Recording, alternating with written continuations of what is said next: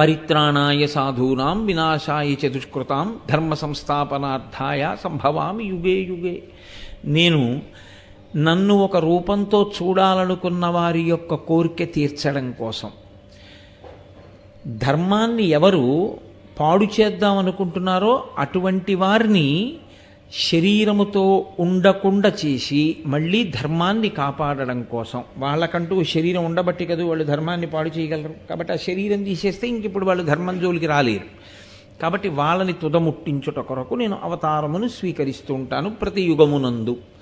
అలా ఆయన చాలా అవతారాలు తీసుకున్నాడు. చాలా అవతారాలు తీసుకున్నాడు అన్నప్పుడల్లా మీరు ఒక్కటే గుర్తుపెట్టుకోవాలి, ఆయన పైనుంచి కిందకి దిగి వచ్చాడు అని. ఇన్ని మాటలు కిందకి దిగొచ్చాడు, నిజానికి లెక్క కట్టడం కష్టం. చాలా మాటలు కిందకి దిగొచ్చాడు. కానీ మనం ప్రధానంగా చెప్పేవి వేదోద్ధారణ మందరాభరణ పృథ్వీధర్మ నిర్మాణ ప్రహ్లాదత్రాణ బలి ప్రతారణ నృపాహంకార నిర్వాపన వైదేహీ రమణ ధనంజయ జయ వ్యాపార పారీణ క్షోణీ దివ్యత్కరుణ తమోహరణ తండ్రి వెంకటేశ ప్రభో అని దశావతారములను చెప్తాం. 10 అవతారాలు. ఇందులో 10 అవతారములుగా ఈశ్వరుడు దిగి వచ్చినప్పుడల్లా ఆయన చేసే పని ఒకటే, ఈ భూమిని కాపాడడం. భూమిని కాపాడడం అన్న మాట అన్నప్పుడల్లా మీరు ఒకటి జ్ఞాపకం పెట్టుకోవాలి, ఐశ్వర్యం అంతా ఎక్కడుంటుందంటే ఈ భూమి ఎందే ఉంటుంది. అందుకే దీనికి వసుధ అని ఒక పేరు. వసుధ అంటే ఐశ్వర్యమును కలిగి ఉన్నది అని. ఇందులోనే కదండి పంట పండాలన్నా ఇందులోనే, బంగారం దొరకాలన్నా ఇందులోనే, రాగి దొరకాలన్నా ఇందులోనే, ఇనుము దొరకాలన్నా ఇందులోనే, పెట్రోల్ దొరకాలన్నా ఇందులోనే. కాబట్టి ఇది వసుధ. ఈ వసుధని ఎవడిష్టం వచ్చినట్టు వాడు వాడుకుని నన్ను అడ్డు పెట్టేవాడెవడు అనుకుని స్వార్థంతో సంపదని కొల్లగొట్టి పాపపు జీవనం చేసే ప్రయత్నం చేసిన వాళ్ళని పరిమార్చడం కోసం ఈశ్వరుడు అవతరిస్తూ ఉంటాడు. కాబట్టి శంకర భగవత్పాదులు షట్పదీ స్తోత్రం చేస్తూ అవతారవతావత సదా వసుతాం అంటారు. ఈశ్వర, ఈ వసుధను రక్షించుట కొరకు నీవు అవతారములను స్వీకరించినావు, అనేక మార్లు క్రిందకి దిగి వచ్చినావు. ఇందులో మళ్ళీ ఈ క్రిందికి దిగి వచ్చినటువంటి అవతారాల యొక్క కదలికలు వేరు. కదలిక అంటే పైనుంచి కిందికి రావడంలో కంటికి కనపడనివాడు కంటికి కనపడడం, అంతటా ఉన్నవాడు ఒక రూపాన్ని తీసుకోవడం, అసలు అర్చనకి యోగ్యము కాని రూపం. అంతటా నిండిపోయిన వాడికి దీపం ఏం పెడతారు? అంతటా నిండిపోయిన వాడికి పుష్పహారం ఎలా వేస్తారు? అంతటా నిండిపోయిన వాడికి పంచె ఎలా కడతారు? ఇలా కృతయుగంలో నరసింహుడిగా, త్రేతాయుగంలో రాముడిగా, ద్వాపర యుగంలో కృష్ణుడిగా ఎవరు కదిలి అవతార స్వీకారం చేశారో వాడే కలియుగంలో కూడా కదిలి వెంకటేశ్వరుడిగా వచ్చాడు. కలౌ వెంకటనాయక, కలియుగంలో ఆయనే వెంకటనాయకుడిగా వచ్చాడు. అయితే ఇక్కడ ఒక గమ్మత్తుంది. అక్కడ పుట్టినప్పుడు ప్రార్థనలు జరిగాయి, అక్కడ పుట్టినప్పుడు తపస్సు ఉంది, అక్కడ పుట్టినప్పుడు ఎవరికో కష్టం ఉంది, అక్కడ పుట్టినప్పుడు ఎవరో కనీసం ఈశ్వరుడు వస్తే బాగుండన్న స్పృహ ఉన్న వాళ్ళు ఉన్నారు.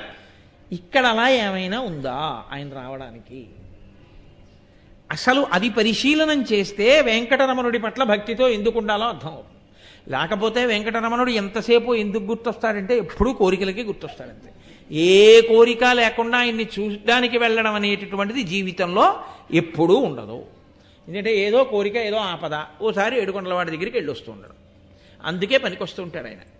కాదు, ఆయన ఏ కారణం చేత అసలు కదిలాడో మీరు గమనించవలసి ఉంటుంది. ఈ కదలికని మీరు కానీ చూస్తే వెంకటరమణుని యొక్క అవతారంలో కొన్ని ఆశ్చర్యకరమైన విషయములు ఉంటాయి. వెంకటేశ్వరుడిగా ఆయన మాట్లాడినది చాలా తక్కువ. అసలు మాట్లాడలేదని నేను అన్నాను, ఆయన మాట్లాడారు, చాలా కాలం మాట్లాడారు. కానీ ఆయన లోకానికి మాటలతో చెప్పిన దానికన్నా ఆయన సంకేతంతో చెప్పింది, ఆయన యొక్క కథలో, ఆయన యొక్క కదలికలో, ఆ అవతార వైశిష్ట్యంలో ఆయన మనకి ఎన్నో నేర్పేశాడు. అసలు అది గమ్మత్తు. ఆయన్ని రమ్మని అడిగిన వాళ్ళు ఎవరూ లేరు. ఈశ్వరా నువ్వు రా అని ఎవరు అడగలేదు. ఎందుకు అడగలేదో తెలుసా అండి? కలౌ వెంకటనాయక, కలియుగంలో వచ్చాడు.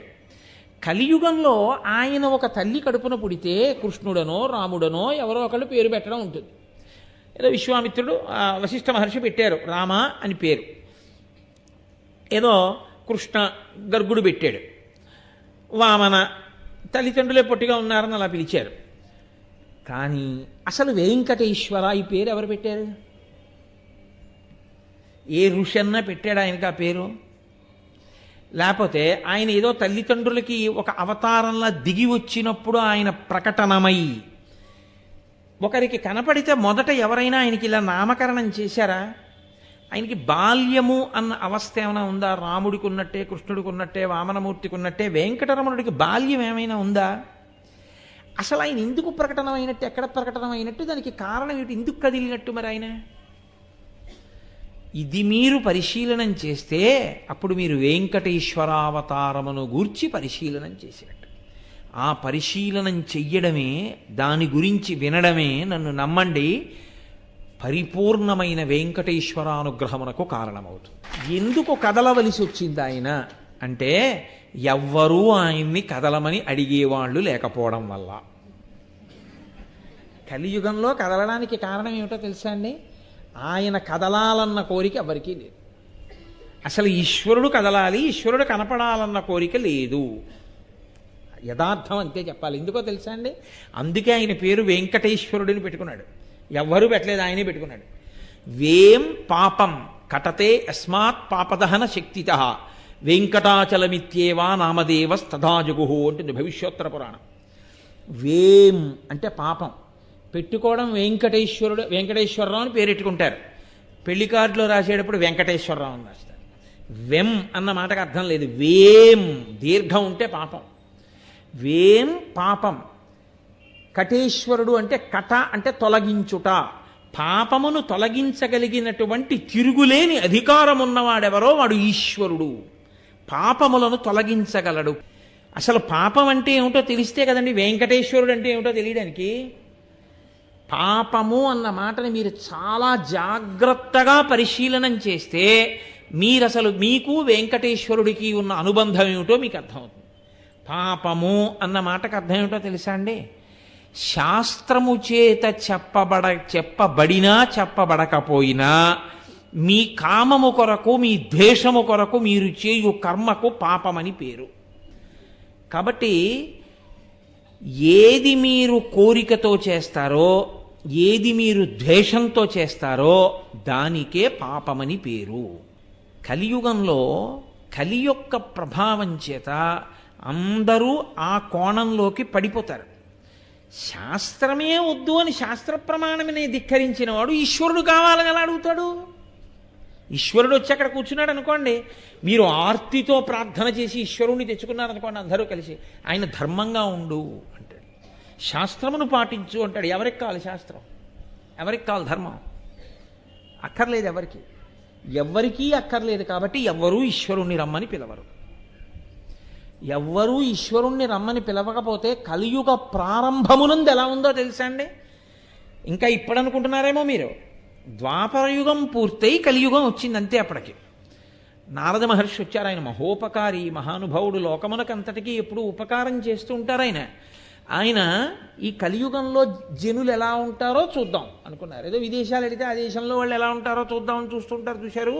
అలా కలియుగంలో జనులు ఎలా ఉంటారో చూద్దాం అని వచ్చాడు. ఆయన చూసి ఆయన గుండెలు బాధేసుకున్నాడు. బాధేసుకుని తిన్నగా సృష్టికర్త కాబట్టి తన తండ్రి గారి దగ్గరికి వెళ్ళాడు. వెళ్ళి ఆయన అన్నాడు, నాన్న ఏమిటి నాన్న ఈ అన్యాయం అన్నాడు. ఏమైందిరా అన్నాడు ఆయన. ఓ తండ్రి బ్రహ్మ, కలియుగ ప్రారంభం ఎలా ఉందో తెలుసా? స్వీకరించింది ధర్మపత్నిగా, చేసిన దీక్ష ఒక్కటి ఉండదు జీవితంలో. భార్యతో కలిసి భార్యని ధర్మపత్నిగా స్వీకరించి దీక్ష స్వీకారం చేయడం, ఇద్దరు కలిసి చెయ్యాలి. దీక్ష చేస్తే రామాయణం చదవండి, ఇద్దరు కలిసి పడుకున్నారు పూజామందిరంలో. అసలు అలా చెయ్యడు. ఆమె కామపత్ని, ఆవిడ్ని చూస్తే తన దీక్ష ఎక్కడ పోతుందో అంటాడు. ఇంకేమి దీక్ష? ఎప్పుడు స్త్రీ బలహీనతతో జీవితాన్ని గడుపుతున్నవాడే తప్ప పరమేశ్వరుణ్ణి పట్టి చూద్దామని, లోపలికి చూద్దామన్న తాపత్రయం లేదు. ఎంతమందిలో ఉన్నా తాను మనవలు పుట్టినవాడైనా సిగ్గెగ్గులు లేకుండా పట్టి ఆడవాళ్ళని చూస్తూ ఉంటాడు కామదృష్టితో. నాన్న అలా ఉన్నారు అక్కడ లోకులు.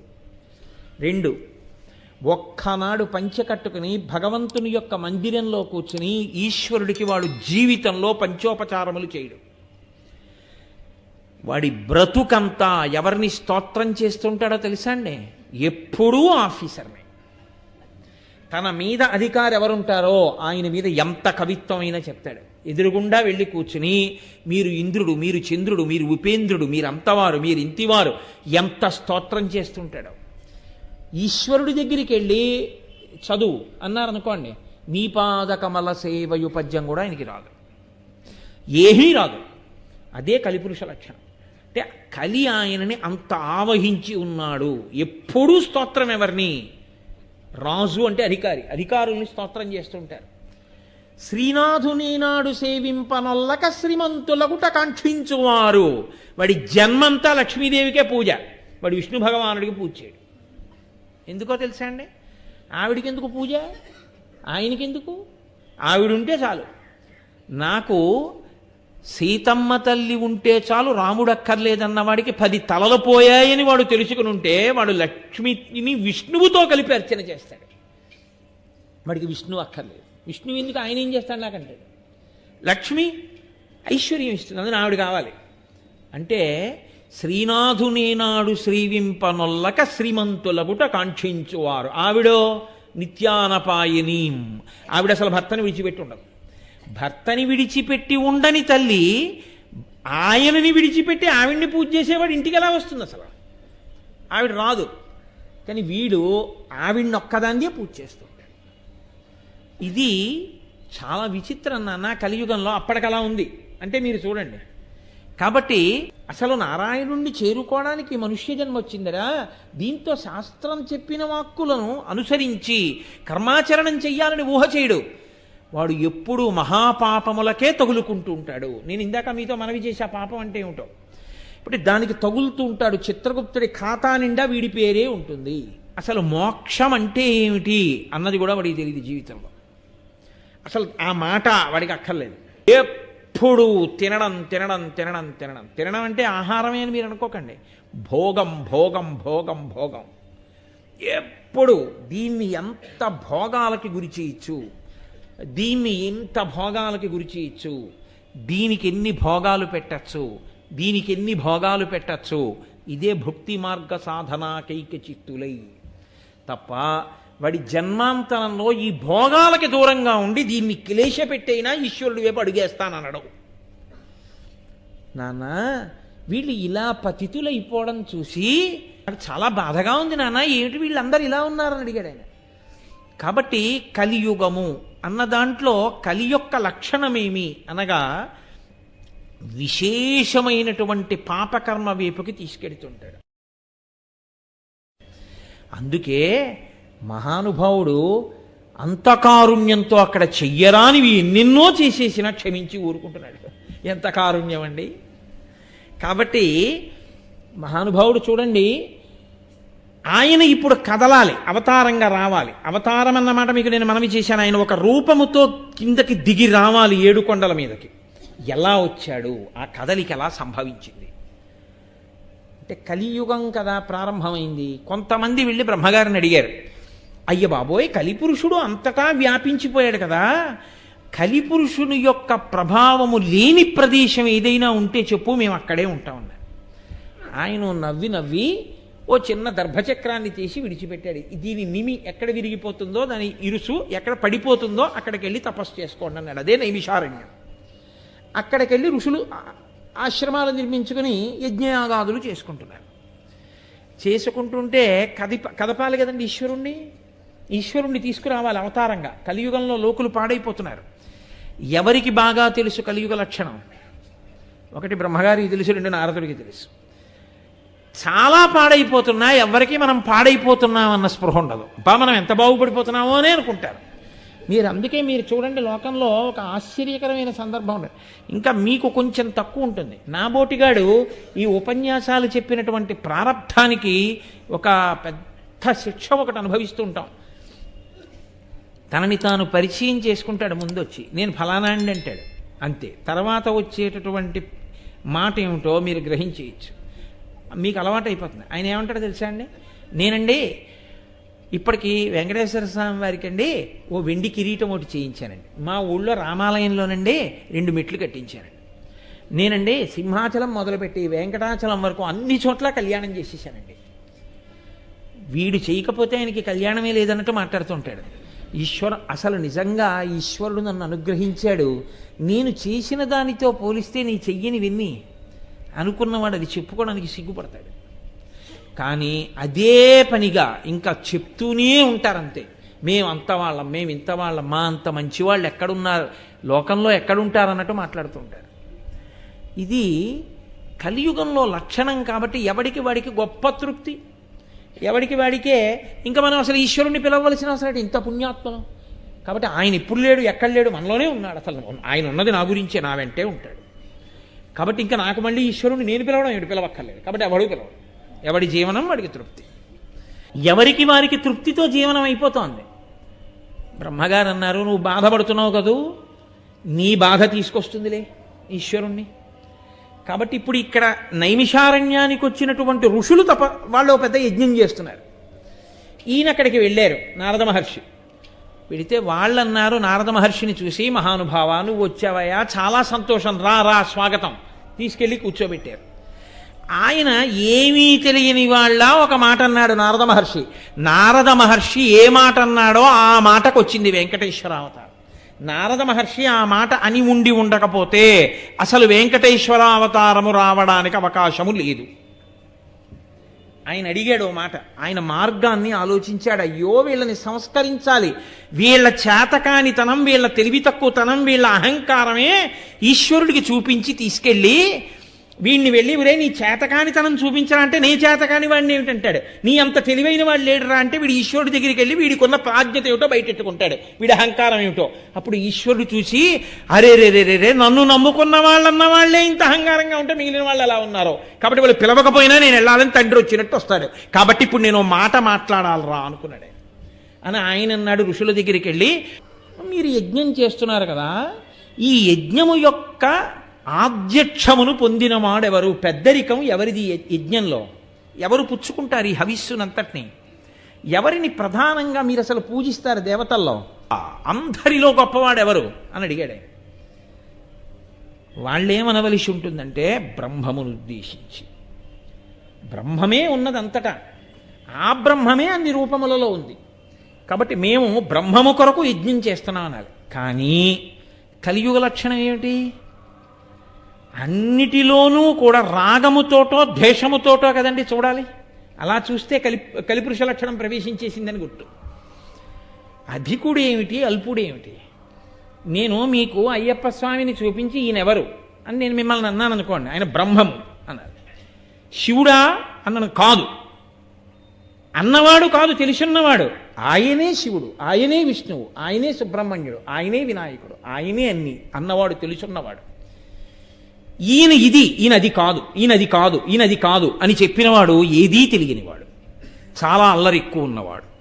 కాబట్టి వాడేం చెప్తుంటాడంటే ఇదొక్కటే, ఇది అది కాదు. అప్పుడు అంతర్బహిష్యత సర్వం వ్యాప్య నారాయణ స్థిత ఏమైనట్టు. ఈ రాగద్వేషాలు ఈశ్వరుడి విషయంలో కూడా వచ్చేస్తాయి కలియుగంలో. కాబట్టి వాళ్ళని ఈ ప్రశ్న అడిగాడు నారదుడు. ఎందుకని అడిగాడో తెలుసా అండి, ఆయనే అమాయకుడై అడగలేదు ఈ ప్రశ్న. ఒక్క ప్రశ్న, ఒక్క మాట ఈశ్వరుణ్ణి తీసుకొస్తుంది, ఆయనకి తెలుసు. కలియుగంలో చాలా చాలా గొప్పది, తరించడానికి అవకాశం ఇచ్చేది ఏదంటే ఆ మాట ఒక్కటే. కలవు నామ సంకీర్తన. కలియుగంలో నామ సంకీర్తనమే. నామ సంకీర్తనం ఎవరు చేస్తారు, ఒక్క మనుష్యులే చెయ్యాలి, ఎందుకంటే వాళ్ళకే మాట ఇచ్చారు, మిగిలిన వాళ్ళకి మాట లేదు. కాబట్టి ఇప్పుడు ఈ మాట ఉన్నవాళ్ళు ఏం మాట్లాడతారో చూద్దాం, ఋషులు కదా వీళ్ళేం మాట్లాడతారో చూద్దాం. అది ఆయన యొక్క పరిశీలన. వెంటనే వాళ్ళన్నారు, నిజమే, బ్రహ్మగారు గొప్పవాడా, విష్ణువు గొప్పవాడా, శివుడు గొప్పవాడా, అది వీళ్ళ నిర్ణయించేది. అసలు అలా నిర్ణయిస్తాననడం ధర్మమా, అది వీళ్ళ కర్తవ్యమా, అసలు అటువంటి ఆలోచన రావచ్చా? ఒక్క బ్రహ్మము కదు సృష్టికర్తయే, స్థితికర్తయే, ప్రళయకర్తయే ఉన్నది. ఆ బ్రహ్మమునందు సృష్టికర్త కాని, స్థితికర్త కాని, ప్రళయకర్త కాని ఒకరికన్నా ఒకరు ఎప్పుడు ఎలా తక్కువయ్యారు? అలా తక్కువై ఉంటే బ్రహ్మగారు వరాలిస్తే శ్రీ మహావిష్ణువు అవతారం స్వీకరించి చంపవలసిన అవసరమే ఉంది రాక్షసుల్ని. దేవతలందరూ వెళ్ళి ఋషులందరూ వెళ్ళి అయ్యా వాళ్ళు మమ్మల్ని బాధ పెడుతున్నారని ప్రార్థన చేస్తే అస్తమానం 4 ముఖాలు ఆయన వెళ్ళి వరాలిస్తున్నాడు, ఆయన్నే చంపమనండి. ఆయనేమో మాట ఇచ్చేవాడు, నేను వెళ్ళి చంపేవాడిని ఏంటి, నేను వెళ్ళనంటాడు కదండి. ఎప్పుడన్నా అన్నాడు ఆయన అలాగా? ఆయన ఎప్పుడు అనలేదే. వాళ్ళకి లేదు. ఎందుకు లేదో తెలుసా? ఒక్కటే కారణం, అది బ్రహ్మము. ఒక్క బ్రహ్మమే 3గా ఉంటుంది. ఉండి సృష్టికర్త, స్థితికర్త, ప్రళయకర్త అవుతుంది. ఆయా అవసరములను బట్టి అది మారుతుంది. అందుకే అమ్మ బ్రహ్మము. మాతృదేవోభవ, అమ్మ సృష్టి చేసింది, తన కడుపుని ఆవాసంగా ఇచ్చి పుట్టేటట్టు చేసింది. ఆ అమ్మ పాలిచ్చి స్థితికర్త అయింది, నిలబెట్టింది శరీరాన్ని. ఆ అమ్మ పాలు అన్నం పెట్టి పెంచింది. ఆ అమ్మ పెద్దవాడి అయ్యాక కూర అన్నం పెట్టింది. ఆ అమ్మ నీ భార్య చేత్తో వండించుకు తినరా అని కోడలికి నేర్పి కొడుక్కి పెట్టించింది. ఆ అమ్మే నువ్వు నిద్రపోకపోతే వీటి మీద 4 దెబ్బలు కొట్టి నిన్ను పడుకోబెట్టింది ఉయ్యాల్లో. లయకర్త, స్వల్పకాలిక లయం నిద్ర. ఒక్క అమ్మ సృష్టికర్త, స్థితికర్త, ప్రళయకర్త. ఏది అమ్మ నన్ను పడుకోబెట్టినప్పుడు గొప్పదా, అన్నం పెట్టినప్పుడు గొప్పదా, నన్ను కన్నప్పుడు గొప్పదా, నేను విచారణ చేస్తానని నువ్వు వెళ్ళగలవా? ఈశ్వరుని యొక్క స్వరూపమునందు బ్రహ్మ గొప్ప, విష్ణువు గొప్ప, శివుడు గొప్ప, నేను విచారణ చేస్తానడం కూడా అంతే అహంకారం. అందులో సందేహం ఏం లేదు. కాబట్టి ఇప్పుడు దేవత, అక్కడ ఋషులకే ఈ ఆలోచన రావడం, ఇంత చిత్రమైన ఆలోచన రావడం కలియుగ లక్షణమే. ఒక్క మాట ఎంత దూరం వెడుతుందో చూపి. ఎందుకనంటే చాలా కీలకం. ఇప్పుడే కదలాలి, ఈశ్వరావతారం రావాలి కదండి. నేను వెంకటేశ్వరావతారం ఎందుకు కదిలిందో, నేను నా మాటలతో సీతమ్మకి శాంతినిచ్చాను అన్నారు ఆయన. మాట శాంతికారకం, మాట విప్లవకారకం. మాట ప్రాణం తీసేస్తుంది, మాట ప్రాణం పోసేస్తుంది. ఒక్క మాటతో తరించచ్చు. రామా రామా అలవాటు పడిన వాడు తరించిపోవచ్చు. ఎప్పుడు పనికి మాలిన మాటలు మాట్లాడిన వాడు హీనోపాధిలోకి వెళ్ళిపోవచ్చు. మాట చేతనే, మాటల చేత దేవతలు మన్నన చేసి వరంబులిత్తురు.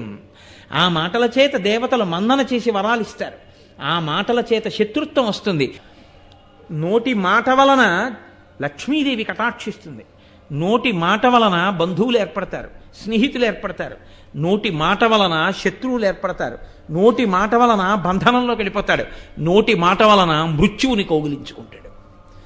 మాట కట్టు కడుతుంది, కట్టు విప్పుతుంది. అంత గొప్పది. ఆ మాట గొప్పతనం ఏమిటో కలియుగంలో చూపించాడు నారద మహర్షి మొట్టమొదట.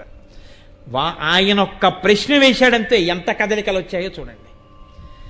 ఆయన మాట ఎన్ని కదలికలు తీసుకొచ్చిందో. ఈ కదలికలు వెంకటేశ్వరావతారంగా కదలిక వరకు వెళ్ళిపోయింది అంతే. అది నారదుని యొక్క గొప్పతనం అంటే. ఇప్పుడు ఈ ప్రశ్న అడిగితే వాళ్ళన్నారు సుబుద్ధే అని పిలిచారు భృగు మహర్షిని. నేను మహర్షిని నింద చేయట్లేదు, నేను మహర్షిని తక్కువ చేసి మాట్లాడలేదు. కానీ భృగువు కూడా కామక్రోధములకు అతీతుడు కాడు. భృగువు అగ్నిహోత్రుణ్ణి శపించాడు ఒకప్పుడు. భృగువు శ్రీ మహావిష్ణువునే శపించాడు ఒకప్పుడు. ఆ భృగువు శివుణ్ణి శపించాడు. ఆ భృగువు బ్రహ్మని శపించాడు. ఆ భృగువు తన భార్యకి కష్టం వచ్చిందని అగ్నిహోత్రుణ్ణే శపించాడు. ఆయన అతీతుడేం కాడు. తానే అతీతుడు కానివాడు సర్వాతీతుడైన పరమేశ్వరుణ్ణా చూసి ఆ ఎవరు గొప్ప నిర్ణయించగలిగిన వాడు కలియుగ లక్షణం కాదండి. కాబట్టి ఇప్పుడు ఆయన బయలుదేరాడు. ఇది ఎక్కడ వరకు వెళ్ళిపోతుందో తెలుసా అండి ఈ ఉద్ధతి? నేను మీతో మనవి చేశాను. రాగము కానీ ద్వేషము కానీ కలగడానికి కారణం దేని నుంచి వస్తుందో తెలుసా? అహంకారంలోంచి వస్తుంది. శాస్త్ర ప్రమాణము వలన వస్తే వేరు, అహంకారంలోంచి వస్తుంది. నా అంతటి వాణ్ణి అని మొదలు పెడతాడు. నా అంతటి వాణ్ణిని మొదలుపెట్టి చేసింది ఏదో అదే పాపకర్మ. ఎందుకంటే దానికి శాస్త్రం ప్రమాణం కాదు. మీతో నేను మనవి చేశా, గీతాచార్యుడు చెప్పాడు, కార్యాకార్య వ్యవస్థితో తస్మాత్ శాస్త్రం ప్రమాణంతే. నువ్వు ఏది చెయ్యాలి ఏది చేయకూడదు శాస్త్రం ప్రమాణం. కానీ నీ అహంకారం ప్రమాణం అయితే నువ్వు చేసింది పాపం అంతే. కాబట్టి భృగు చేసింది పాపమే, భృగు చేసింది పరిశీలనం కాదు. కాబట్టి ఇప్పుడు ఆ భృగువు సత్యలోకానికి వెళ్ళాడు. వెళితే చతుర్ముఖ బ్రహ్మగారు కూర్చుని ఉన్నారు. మహానుభావుడు 4 ముఖములతో వేదం చెప్తున్నాడు. సరస్వతీదేవి వీణ వాయిస్తోంది. ఆయన శ్రీమన్నారాయణుడిని స్మరించి స్తోత్రం చేస్తున్నాడు. ఏమిటి దోషం? నేను మా గురువుగారి దగ్గరికి వెళ్ళాను అనుకోండి, నేను మా గురువుగారిని చూడగానే నేను నేల మీద పడి నమస్కారం చేసి లేచి నిలబడతాను, నా కర్తవ్యం. మా గురువుగారు ఇలా చూసి కూడా ఏమనకుండా ఏదో మాట్లాడుతూ ఒక పావు గంట సేపు ఊరుకున్నారనుకోండి, తండ్రి కన్నా గొప్పవాడైనటువంటి గురువుని నన్ను చూసి కూర్చోమ్మనలేదు గురువుగారని నేను ఏదైనా గురువుగారి గురించి వదరి మాట్లాడాను అనుకోండి, నేనా పాడయ్యేది గురువా? తండ్రి కూర్చో అనలేదని తండ్రిని అగౌరవపరుస్తామా? తండ్రి కూర్చో అన్నా కూర్చోవద్దు అన్నా ఆ ఆజ్ఞ పాలించడం తండ్రి గారు కాబట్టి ఆయన్ని నేను చూడడం నా ధన్యత. అంతేగాని ఆయన నన్ను చూడలేదు వెంటనే నన్ను ఆయన పిలవలేదని నేను భావించడం నా అహంకారంలోంచి వచ్చిన భావన. అప్పుడది ఎలా శాస్త్ర ప్రమాణమైంది? కాబట్టి భృగువుకు వచ్చిన ఆలోచన అది.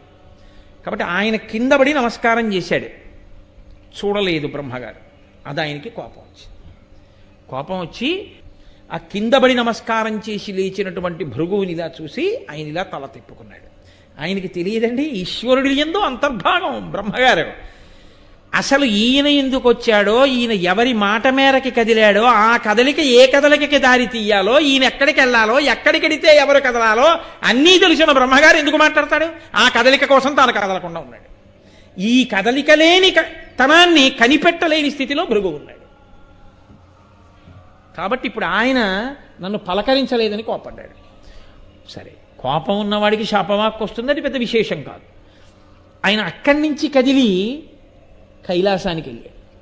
అక్కడ మహానుభావుడు 3 కన్నులు ఉన్నటువంటి వాడు పరమేశ్వరుడు, త్రయంబకుడు, సదాశివుడు, మహేశ్వరుడు ఆయన ఉన్నారు. ఆయన పక్కన పార్వతీదేవి ఆయన తొడ మీద కూర్చునుంది. వాళ్ళిద్దరూ కేళియందున్నారు. అది కామక్రీడ అంటే పార్వతీ పరమేశ్వరులు పురాణాల్లో చాలా చోట్ల ఎలా కనపడతారో తెలుసా అండి? కామక్రీడలో ఉన్నారని చెప్తారు. కామక్రీడ కేళి అన్న మాటకు అర్థం నేను తరచు చెప్తూ ఉంటాను. అమ్మది లాస్యం, అయ్యది నర్తనం. వాళ్ళిద్దరు ఎప్పుడు అలా కలిసి ఉండడం అంటే అర్థం ఏమిటో తెలుసా? అదే పనిగా అర్థం బద్ధం లేకుండా కామక్రీడలో ఉండడం కాదు. శరీరములు శరీరములకున్న అవయవములు కదులుతూ ఉండడం. లోకంలో ఏ ప్రాణిని చూడండి కదులుతూ ఉంటుంది. నేను ఇప్పుడు మాట్లాడుతూ ఇలా చేతులు కదుపుతున్నాను, తల కదుపుతున్నాను, కళ్ళు పెద్దవి చేస్తున్నాను, చిన్నవి చేస్తున్నాను, మాట్లాడుతున్నాను. నేను ఒక్కొక్క మాట చెప్పినప్పుడు అందులో అంతర్లీనంగా ఉన్న భావాన్ని నా ముఖంలో రసంగా ఆవిష్కరిస్తాను. నేను ఆశ్చర్యకరమైంది చెప్తే మీరు ఆశ్చర్యంగా ముఖం పెడతారు. నేను కోపమైంది చెప్తే మీరు కోపంగా ముఖం పెడతారు. భావములు లాస్యములు అమ్మవారు, నర్తనము కదలికలు పరమశివుడు. అది కేళి. అది వాళ్ళిద్దరూ కలిసి ఉండడం. అలా వాళ్ళు కలిసి ఉండకుండా వాళ్ళు ఆగిపోయారనుకోండి, లోకము జడీభూతమవుతుంది, స్తంభీభూతమవుతుంది. అలా దర్శనం చేయడమే అదృష్టం. అందుకే ఆ తాండవ నృత్యాన్ని దర్శనం చేసి నమస్కరించి వస్తారు తప్ప నా డ్యాన్స్ బాగుందా అని ఆయన అడగాలని ఎవరు అడగకూడదు. కాబట్టి ఈయన కూడా ఏం చేసి ఉండాలి? కిందపడి నమస్కారం చేసిన వాడు నా అదృష్ట హేతువు పరమేశ్వర దర్శనం అయిందని ఒక స్తోత్రం చేసి వెళ్ళాలి. ఆయన అలా చేయలేదు. నన్ను పరమశివుడు పలకరించలేదు. అది శాస్త్రమా? అది అహంకారంలోంచి పుట్టిందా? నిర్ద్వందంగా అహంకారంలోంచే పుట్టింది. అది భృగువే కావచ్చు. ఎక్కడ అవసరాన్ని బట్టి అక్కడ అలా చెప్పక తప్పదు. నేను అందుకే మహర్షిగా నింద చేయట్లేదు. కానీ ఆ సందర్భంలో అవతార ప్రయోజనానికి వచ్చినటువంటి కదలికలు చెప్పినప్పుడు అలా చెప్పడం తప్ప మరొకలా అవకాశం లేదు. కాబట్టి ఇప్పుడు ఆయన ఏకంగా పరమశివుడి మీద నిర్ణయాధికారి. అది ఆయన విచిత్రం. ఏమి ఆశ్చర్యం అండి! పరమశివుని యొక్క వైభవానికి ఈయన న్యాయమూర్తే, చతుర్ముఖ బ్రహ్మగారి వైభవానికి ఈయన న్యాయమూర్త. ఏమి వాళ్ళకన్నా గొప్పవాడా? ఈయన వాళ్ళ సృష్టిలో వచ్చినవాడు కాడా? వాళ్ళని సృష్టించినవాడా? వాళ్ళకన్నా ఉండిపోయేవాడా? దేనికంత అహంకారం? ఇప్పుడు ఆయన శ్రీ మహావిష్ణువు దగ్గరికి వెళ్ళారు. అప్పటికి సత్యలోకం అయిపోయింది, అప్పటికి కైలాసం అయిపోయింది. కానీ ఈయనని ఆపిన వాళ్ళు లేరు. ఎందుకో తెలుసా అండి? అది వాళ్ళకి పెద్ద లెక్క కాదు. ఈయన ఉద్ధతిని చూసి ఒక్క క్షణం ఒక్క సంకల్పం చేసి నువ్వు మానువగుదుగుగాక అంటే పడుంటాడు అలా శిల కింద. వాళ్ళు అలా అనలేదు. ఎందుకు అనలేదో తెలుసా? వాళ్ళకి తెలుసు ఈ ఉద్ధతంతా ఓ చోట తెలియాలి. తెలిస్తే ఆయన కదలాలి. కదిలితే కలియుగంలో ఋషులే ఇలా అయిపోతుంటే ఇంకా కింద ఉన్న వాళ్ళు ఎలా ఉన్నారో ఆయనకి తెలియాలి. తెలిస్తే స్థితికారుడు కనుక రక్షించడానికి ఆయన వెళ్ళాలి. ఆయన వెళ్ళాలంటే ఇది బాగా అక్కడ తెలియవలసిన విషయం తెలియాలి. నేను వెళ్ళని అని వాళ్ళు ఊరుకున్నారు. కాబట్టి ఇప్పుడు ఆయన వైకుంఠానికి చేరాడు. ఓ బ్రహ్మాండమైనటువంటి వైకుంఠం. ఆ వైకుంఠంలో స్వామి శేషశయనం మీద పడుకునున్నారు. తల్లి పాదములు ఎత్తుతోంది. ఏమి అద్భుతమైన దర్శనం! నీలాది దివ్య మహిషీకరపల్లవానాం ఆరుణ్య సంక్రమణత కిల సాంద్రరాగౌ శ్రీవేంకటేశ చరణౌ శరణం ప్రపద్యే. అంత దివ్యమైనటువంటి స్వామి యొక్క దర్శనాన్ని చేశాడు. ఏమి భాగ్యం నిజంగా! ఆయన కనపడడం నీకు ధన్యత. ఆయన నిన్ను చూడలేదని కోపం రావాలా? అక్కడికి వెళ్ళి నేల మీద పడి నమస్కారం చేశాడు, లేచాడు. ఏం చేశాడో రేపు విందురుగారు.